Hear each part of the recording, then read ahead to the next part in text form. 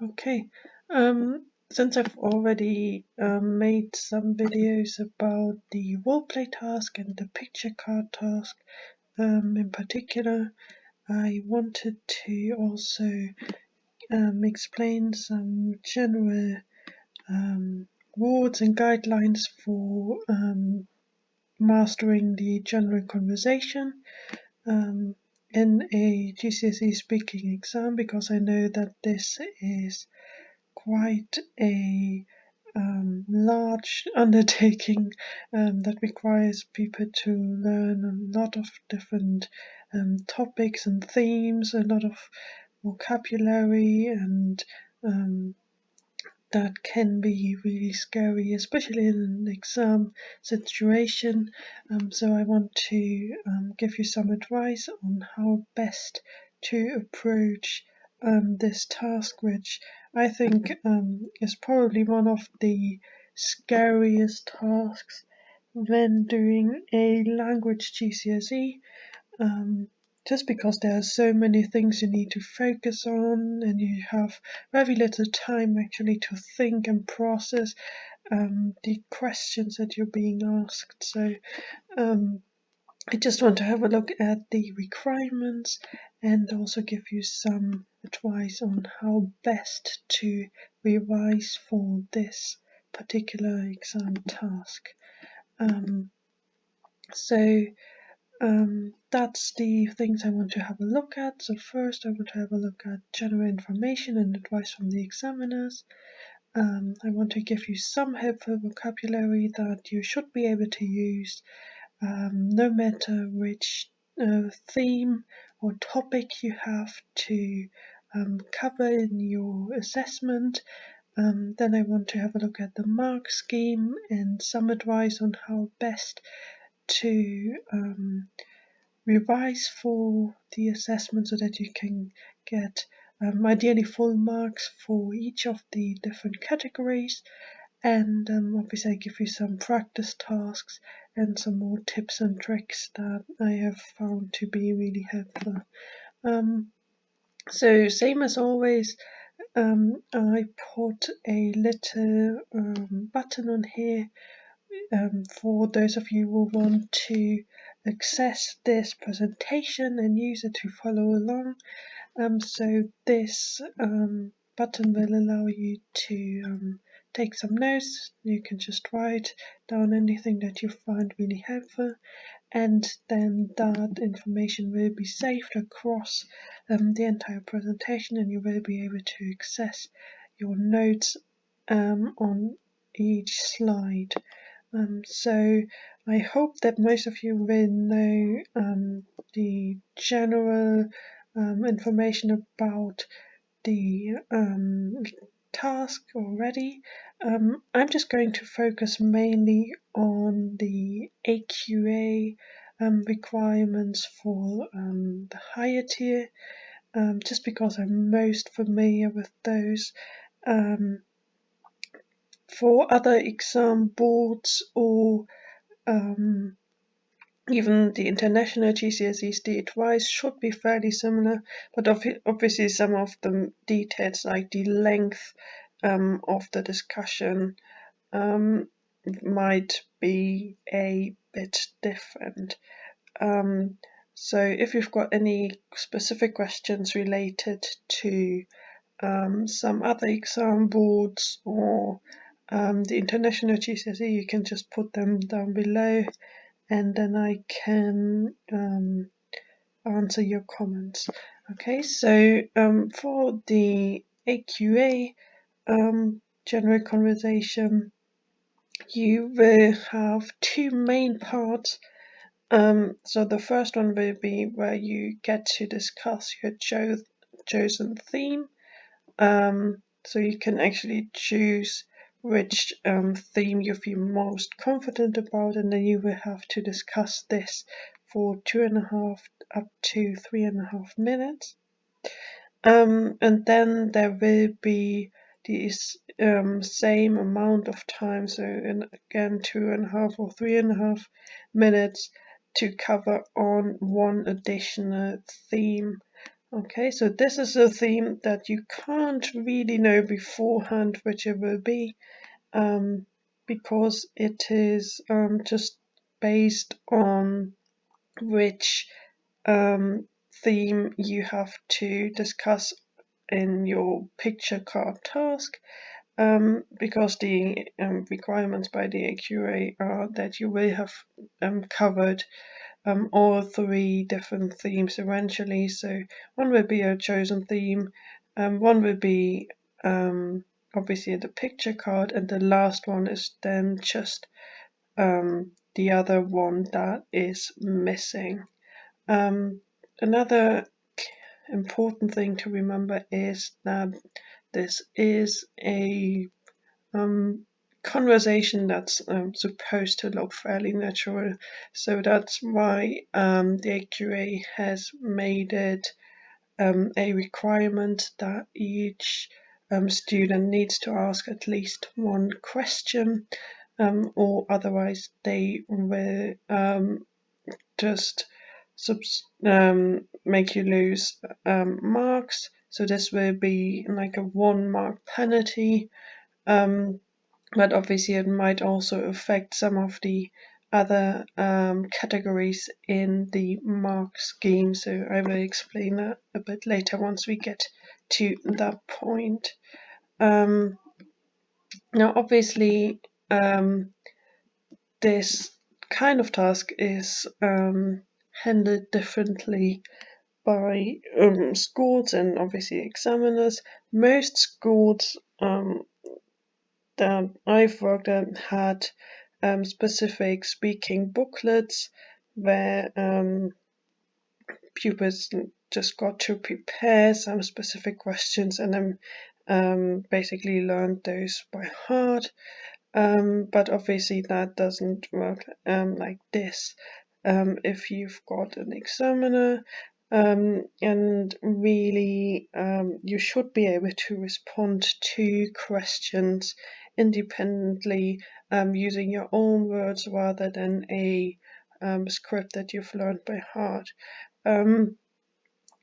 But again, the main thing that we need to know for now is just it has 2 parts. So one is the discussion of your chosen theme, and since you know pretty much what kind of questions you'll be asked, which kind of vocabulary can come up in your chosen theme, that's your best shot at really showing off your skills and using different tenses, complex structures, and getting loads of marks for range of language in. And then obviously there's a second part where you will have to discuss one more theme, which you don't exactly know beforehand. Could be any of the other 2 remaining themes that you haven't chosen. So this is a bit harder to prepare for, obviously, because you don't really know which topics you might have to discuss. But if you put in a little bit of work and jot down some answers, this can really help you with this task. And as I said, during your preparation time, when you actually see your picture card and you know, okay, this picture card is, for example, theme 1, my chosen theme is theme 2, then you know that the other theme that you will have to discuss in the general conversation will be 3, just because all of the 3 teams need to be covered in some way. So as soon as you get your preparation time and you know exactly what your cards are, then you can start jotting down some ideas for the general conversation as well if you've got time. So this is just a reminder of the key things that you should keep in mind, really. What examiners really focus on is the variety of tenses and that you get the verb endings right. So grammar is really important, even though you know that obviously this is a bit harder in a spoken conversation when you don't really have much time to think about your answers, but they still want to see you use one or two correct examples of each tense at least. You should also try to include different structures, so don't always use very short sentences, but vary them, put in some phrases with because or although, just so that there's a bit more variety in there. And ideally, you should avoid using any English at all, even if you're just asking the examiner to repeat a question, because in theory, if you ask them in English, they don't have to respond to that really. They can't give you any vocab hints, and obviously that will make you lose some marks for accuracy and so on as well. But again, we will have a look at the mark scheme a bit later on. So the main things that examiners have focused on in previous exams is your ability to develop your answers. So you should always try to give opinions and to explain them as well. So don't just say, oh, I like my school. Say exactly what you like and why you like it, those kind of things. The more details you can include, the better. So they really like longer answers, and especially answers with some complex sentence structures. So you could use, for example, some of those subordinating conjunctions that kick the verb to the end, like weiter and obwohl. Those are obviously a bit trickier to use, but you can really impress your examiners when you use them, and that's obviously a good thing. So the other thing I already mentioned, using a range of different tenses is really good. So try to use the past tense, the future tense, and obviously the present tense. And then in particular what examiners seem to really like is the conditioner. So I would do something, because this is something they see fairly rarely, so it tends to impress them even more. And another advice is to be kind of proactive and have more of a natural conversation if possible, where you can ask some questions as well and use some kind of exclamations or something like this to sound a bit more like a natural speaker. Again, since it's such a large variety of themes and topics that are covered, it's a bit tricky to come up with a comprehensive list of vocabulary that you should learn, but I've just tried to focus on some vocabulary and some key phrases that you should be able to use no matter what your themes and topics are. So obviously there's some key verbs that everyone should know. You should be able to understand key question words, and something that's really important as well is to understand time markers such as morgen, gestern, and so on, because you will obviously have to include different tenses. So if an examiner asks you, was wirst du morgen machen, you need to obviously recognize that you are required to use the future tense. So knowing those time phrases, time words really well can help you a lot.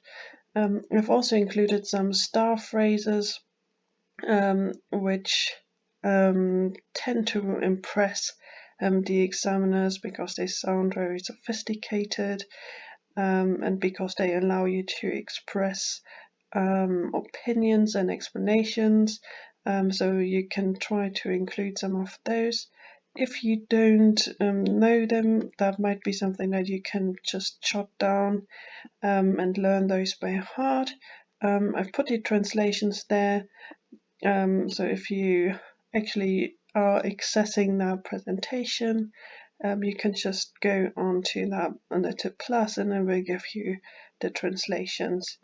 And I've included some kind of miscellaneous bits that you might find helpful, because those are questions that the examiners tend to ask quite frequently, like what do you like doing, do you like some specific food, those kind of things, what do you think about some particular issue. So it's important that you understand those questions and know what is being asked of you. So again, for those of you who are accessing this particular presentation, I've included some vocab tasks which you can do. So that's a short connection task and a little quiz as well.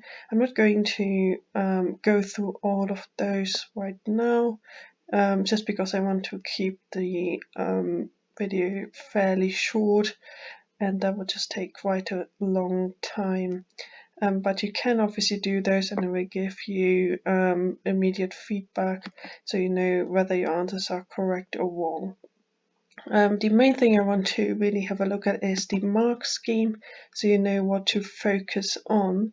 There's two categories where you can gain up to 10 marks each. So one is communication, which requires you to provide a clear answer to all questions, and as I said, to really have long developed answers with lots of different details, with lots of different opinions, and so you should try to narrate events as the mark scheme says. So don't just say simple things like I went to the park. Provide some details if you can about who you went with, for example, what you did there, what the weather was like. Just provide as much detail as you can, and then obviously it might be helpful to just think about focus on vocabulary that you can provide. So even if they ask you what did you do last weekend, you don't actually have to say what you actually did. You can just make something up, that's absolutely okay, and just focus on anything that you can confidently say. So I've put on some advice for each of those categories. If you click on that watch button, as I said, it's important to try and include as many details and also opinions as possible. So try to do that even if it's not specifically in the question. So the examiner might not always ask why or when or those kind of things, but if you can take initiative and include those anyway, that is something that examiners really like to see. And as I said, they want to have some longer developed answers. So I've put on some ideas of what you could do, some starter sentences that you can use to introduce an opinion, and then that will help you to get more marks, not only for the communication part, but also for the next aspect, which also gains you up to 10 marks in total.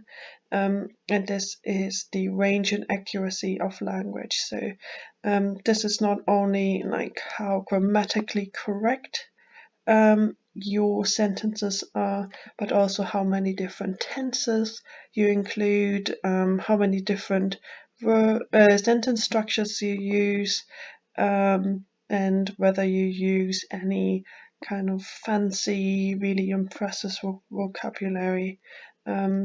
So examiners will listen to this in a very detailed way and really look out for different tenses, fancy vocabulary, and actually kind of tick those off their list so they know that you've used those different things.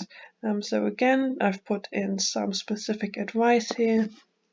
I know that tenses are quite difficult to manage, especially in German, and that it might be something that people struggle with in an exam situation when they don't have that much time to think and there's so much pressure, so much going on.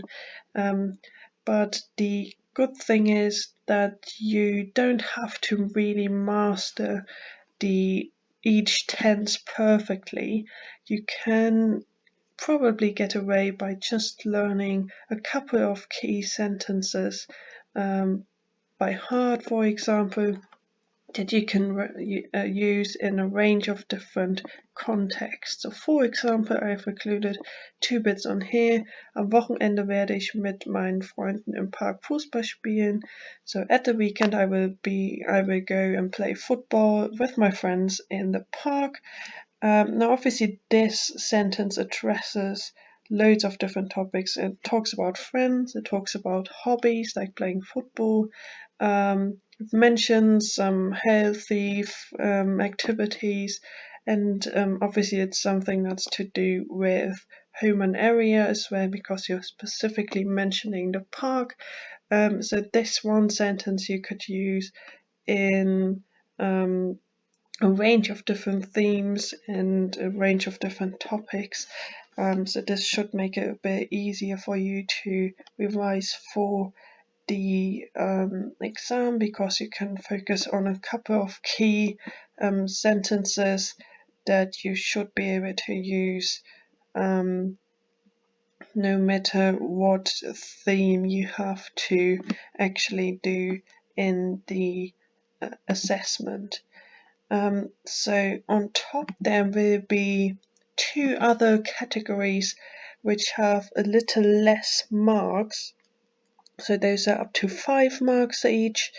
But in my experiences, those tend to be the ones where students actually lose the most marks, because those are a bit trickier to revise and study for. So this can create a few issues because people don't really prepare for this part at all, and so they tend to lose those marks because they don't really know how to address this. So for pronunciation and intonation, it's fairly clear, I guess, what you need to do. It's speaking very clearly and try to use a German accent as best as you can. So if you sound really English and pronounce words in an English like way, that will lose you some marks. As I said, this is fairly tricky to actually revise. What some students have found helpful is obviously to listen to actual authentic German, like music, films, whatever. And some people also like to pick out a celebrity or someone that they really like, and then to imitate their dialect or accent, because this really helps them with the pronunciation and just imitating authentic German. But trying to speak in that way actually can help you to learn vocabulary a bit faster, just because of the way the brain works. Sometimes if it's something unusual that's fun and you can link some emotions to it, that will make the content stick better in your mind. So if you, for example, really like I don't know, German footballer, and you've heard them speak in German as well, you could try to imitate their accent and that should help you with this part of the mark scheme. The last one again is a little tricky. It's spontaneity and fluency. So the actual mark scheme says that you should try to limit any hesitation and try to respond promptly to each question. And obviously you need to try, if possible, to react like a natural speaker and to sound fairly spontaneous. Now this is something that obviously can be quite tricky, because again it's not something you can really revise for. My advice would be to again take a bit of initiative and actually be proactive. Okay, so if you, for example, ask questions, that's something that examiners really like, because you have different sentence structures in there and you sound more natural. It's more like a natural conversation. And the good thing about this is also that you can steer the conversation towards topics that you feel more comfortable with, and you can just explore the topics that you really like to focus on, where you feel more comfortable with. So that's something that you can use to have not only just provide a natural feel to the conversation, have a natural back and forth, but also to make sure that you can steer the conversation towards topics that you actually want to discuss. So even if the theme is fairly broad, like obviously the first one, you've got hobbies, you've got relationships, loads of different things there. You can actually ask the examiner some questions and try to get them to talk more about your preferred topics. Another advice, if you want to sound more like fluent, more like a natural German speaker, some people really like learning German idioms by heart, because this makes you not only sound really like an authentic speaker, but it can also be quite fun to do, because as you will probably find out, there's some really funny German idioms out there. As I said, it's a bit tricky to revise for this, because you don't necessarily know which questions will be coming up in the conversation. So I've just put on some practice questions that you might want to try. So I've tried to cover each theme and each topic as best as I can. So if you want, you could just pause the video and have a go at those and see if you can respond to those fairly quickly. Otherwise, I just want to have a look at some more tips and tricks that pupils generally find fairly helpful. Again, it just depends a bit on your situation, on your chosen themes, and what your school is actually doing to support you. One thing again that examiners don't like at all is if you use any English. So even if you want to have a question repeated, or you don't understand, or something like this, you need to please try and say that in German as well, because otherwise you might lose quite a few marks. Okay, so I've put on 3 different ways of asking a examiner to repeat their question. Obviously, wie bitte is a really short one, which is quite polite as well. Or you can use some of those 2 longer ones, which I things sound a bit more impressive than the shorter Wie-bitte, but then again, this is absolutely fine. Now, it kind of depends again on what your school is doing to help you prepare for this. Some schools do use speaking booklets and ask students to prepare some answers and learn those.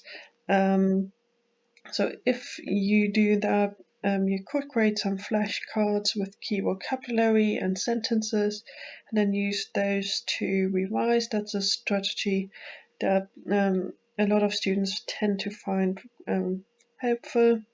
Or obviously, since this is a bit like learning a drama script, I guess, I've put on some techniques as well that you could use to learn those. So if you go onto that slide, you can click on the last point there, and it will take you to a website by Jim Quick, who is a memory expert, and he's worked previously, for example, with the cast of Marvel to help them learn their lines in a much shorter time than usual. And he's got loads of really good techniques on memorizing vocabulary or sentences. In a short time frame. So this is something that you might want to have a look at if you can find the time and you find that sort of thing interesting. Otherwise, again, if you've got any other questions, put them down below in the comment section. But this is really good work so far, and I hope your exams will go well.